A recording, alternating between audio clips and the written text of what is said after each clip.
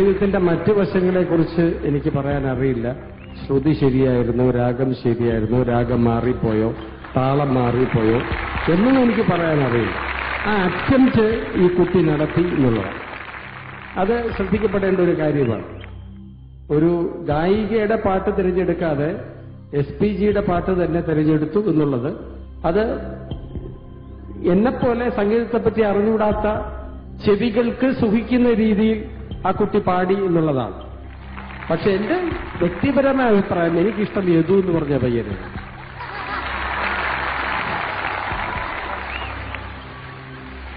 അത് ഈ കുഞ്ഞുങ്ങളുള്ള വിരോധമൊന്നും കൊണ്ടല്ല. 2 മിനിറ്റ് എനിക്ക് സമയം തരണം. 2 മിനിറ്റ് സമയം ദയവ് ചെയ്ത് സദസ്സ് തരണം. ആദ്യം സംസാരിക്കേണ്ടതാണ്. എനിക്ക് ആങ്കറിംഗ് അവതാരികമാർ അതിനുള്ള അനുമതി നിഷേധിച്ചുകൊണ്ടല്ല, സംസാരിക്കാൻ പറയാത്തതുകൊണ്ടാണ് സംസാരിക്കാത്തത്.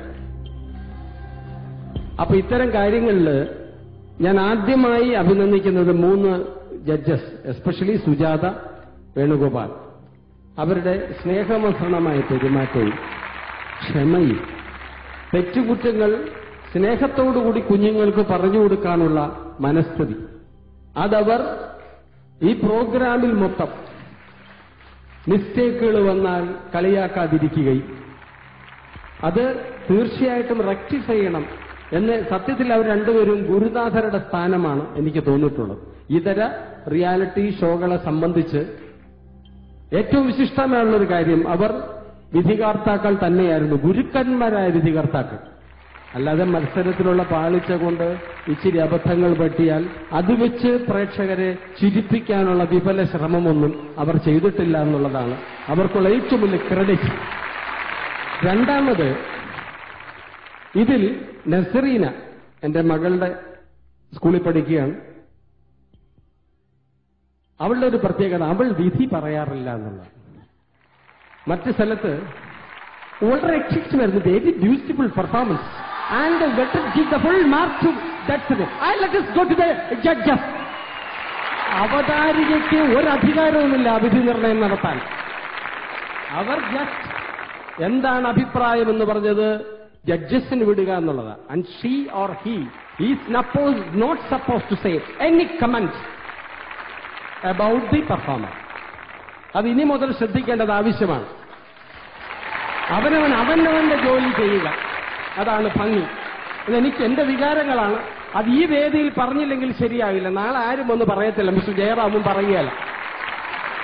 അതുകൊണ്ട് നാളത്തെ കുഞ്ഞുങ്ങളെ വാർത്തെടുക്കുവാൻ നാളെ നമുക്കൊരു സുശീലാമ്മ വേണം, ഒരു ജാനകിയമ്മ വേണം, ഒരു ദാസേട്ടൻ വേണം, ഇല്ലേ, ഒരു മുഹമ്മദ് റാഫി വേണം, ഒരു കിഷോർ കുമാർ നമുക്ക് വേണം. ആവശ്യമാണ്, ജനങ്ങളുടെ ആവശ്യമാണ്. അങ്ങനെയുള്ളപ്പോൾ ഒറ്റ കാര്യം, എനിക്ക് പരാജയപ്പെട്ട കുഞ്ഞുങ്ങളോടാണ് ഒരു വാക്ക് പറയാനുള്ളത്. നിങ്ങൾ ഒരിക്കലും നിരാശപ്പെടരുത്. നിരാശപ്പെടേണ്ട കാര്യവുമില്ല. കണ്ണീരും പിടിച്ചു നാട്ടിവിടുന്ന് പോകേണ്ട കാര്യവുമില്ല. ഒരു സംഭവം പറ, ഒരു ചെറിയ സംഭവം. ഞങ്ങളൊക്കെ സംബന്ധിച്ച് ഓൾ ഇന്ത്യ റേഡിയോ ആയിരുന്നു ഏറ്റവും വലിയ മഹാപ്രപഞ്ചം. ഇന്ന് നിങ്ങളൊക്കെ ഏഷ്യാനെറ്റ് അല്ലെങ്കിൽ മറ്റു ചാനലുകളെ കാണുന്ന പോലെ ഒരു സ്വർഗ പ്രപഞ്ചമായിരുന്നു ഞങ്ങളെ പോലുള്ളവർക്ക് ആകാശവാണി. അവിടെ എങ്ങനെയെങ്കിലും ഒരു നാടകം അഭിനയിക്കാൻ ഒരു അവസരം കിട്ടിയാൽ 10 രൂപയേ ഉള്ളൂ. അന്നത്തെ 10 രൂപ എന്ന് പറഞ്ഞാൽ ഇന്നത്തെ ഭിക്ഷക്കാർക്ക് നമ്മൾ കൊടുക്കുന്ന തുകയാണെന്ന് ആലോചിക്കണം. അന്ന് 2 എണ്ണ കൊണ്ട് 3 ദോശയും രസവടയും, അത് കഴിഞ്ഞാൽ 1 രൂപ കൊണ്ട് സമൃദ്ധമായ ആഹാരവും കിട്ടിയിരുന്ന ഒരു കാലഘട്ടത്തിലാണ്. ഒരു കോളേജ് വിദ്യാർത്ഥിക്ക് 1 രൂപ മതി 3 നേരത്തെ ഭക്ഷണത്തിന്. അങ്ങനെയുള്ളൊരു കാലഘട്ടത്തിൽ വന്ന ഒരു വിദ്യാർത്ഥിയാണ് ഞാൻ. അങ്ങനെയുള്ളപ്പോൾ ഓൾ ഇന്ത്യ റേഡിയോയിൽ ഒരു നാടകം കളിക്കുകയോ പാട്ടുപാടാനോ ഒരു ക്ഷണം കിട്ടിയാൽ അതൊരു വലിയ ഭാഗ്യമായിട്ട് കരുതിയിരുന്ന ഒരു കാലഘട്ടത്തിൽ സംഗീതത്തിന് ഓഡിഷനുണ്ട്. ഇന്നത്തെ പോലെ തന്നെ പ്രഗത്ഭരായ നമ്മൾ സുജാതയോ അല്ലെങ്കിൽ വേണുഗോപാലോ അല്ലെ MG ശ്രീകുമാറോ ശരത്തിനോ പോലുള്ള ഒരു വലിയ വിദഗ്ധ പാനൽ തീരുമാനിക്കുന്നു, കേരളത്തിലെ സർവകലാശാലകളിലെ പാടാൻ കഴിവുള്ള ഈ നിരന്നു നിൽക്കുന്ന കുഞ്ഞുങ്ങളെ പോലുള്ള കുട്ടികൾ അവിടെ വരുമ്പോൾ അവർ പാട്ടുപാടുകയും ആ പാട്ടിന്റെ അടിസ്ഥാനത്തിൽ ഇവനെ കൊള്ളാം ഇവളെ കൊള്ളാം എന്ന് പറഞ്ഞ് ജഡ്ജസ് മാർക്കിടുകയും അവർക്ക് ഓൾ ഇന്ത്യ റേഡിയോയിൽ നിന്നും രാഷ്ട്രപതി ഒപ്പിട്ട 10 രൂപയുടെ ചെക്ക് എന്ന് കൊടുക്കുമായിരുന്നു. അങ്ങനെ ഒരു വിദ്യാർത്ഥി, ഇന്ന് MG രാധാകൃഷ്ണൻ ചേട്ടൻ താമസിക്കുന്ന വീടിന്റെ ഫ്രണ്ടിൽ ഒരു പൈപ്പ് ഉണ്ടായിരുന്നു പണ്ട്. അന്ന് റോഡിൽ പൈപ്പ് ഉണ്ടായിരുന്ന സമയം വീടുകളിൽ പൈപ്പ് ഇല്ലായിരുന്നു. അന്ന് വീടുകളിൽ പൈപ്പ് വന്നത് പിന്നെയാണ്, റോഡിലാണ് ഈ പൈപ്പൊക്കെ ഉള്ളത്. ഒരുപക്ഷെ എന്റെ പ്രായത്തിലുള്ള പലർക്കും അത് അറിയാൻ പറ്റും. അങ്ങനെ പൈപ്പിൽ നിന്ന് വെള്ളവും കുടിച്ച ഒരാള് ഓൾ ഇന്ത്യ റേഡിയോയിൽ വന്നു പാട്ട് പാടാൻ. അങ്ങനെ മനോഹരമായ ഒരു പാട്ട് പാടി അദ്ദേഹം പോവുകയും ചെയ്തു.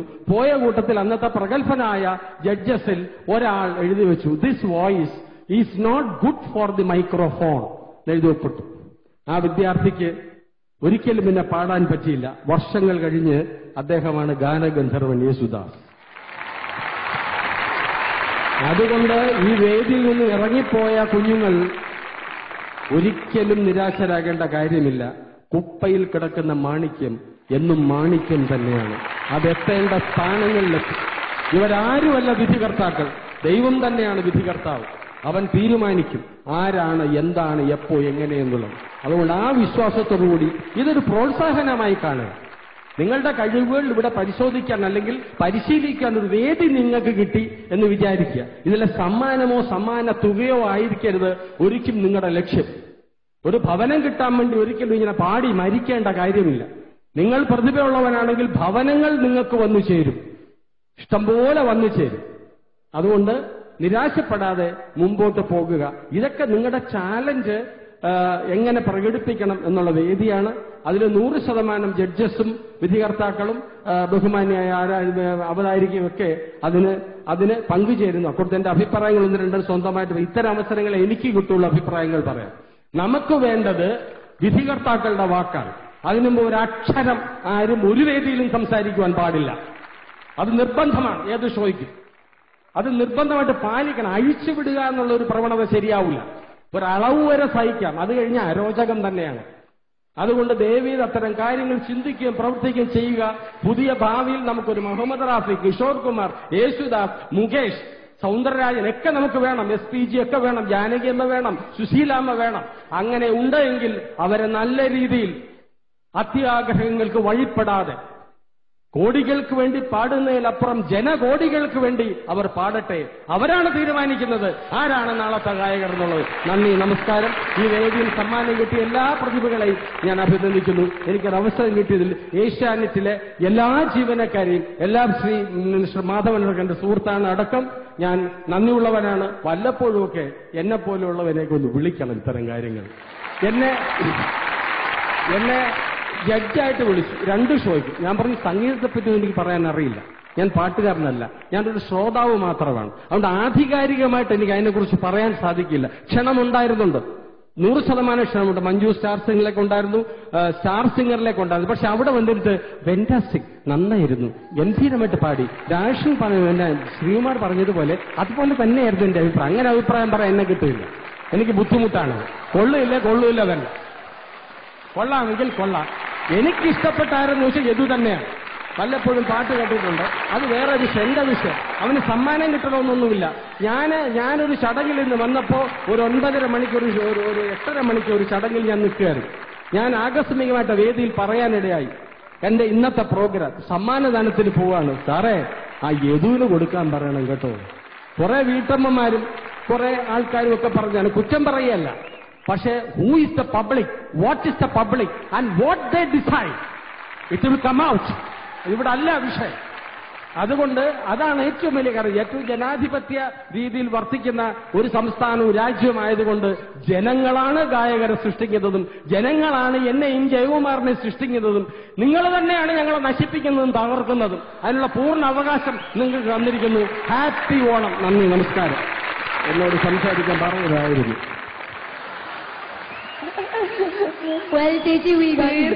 ഇന്ന് ഞാൻ രഞ്ജനീതനമായി പ്രഖ്യാപിച്ചിരിക്കുന്നു. എനിവേസ് ഞാൻ ചോദിച്ചു വാങ്ങി, no problem, it's all part of the game.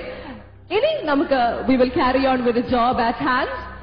Nestle Munch Star Singer Junior season 2 grand ഫിനാലയിൽ റിസൾട്ട് കാത്തു നിൽക്കുന്നു ആദർശ് ആൻഡ് വൈശാഖി. ഇതിൽ വിജയി ആരാണ് എന്ന് ജയറാമേട്ടൻ പ്രഖ്യാപിക്കും.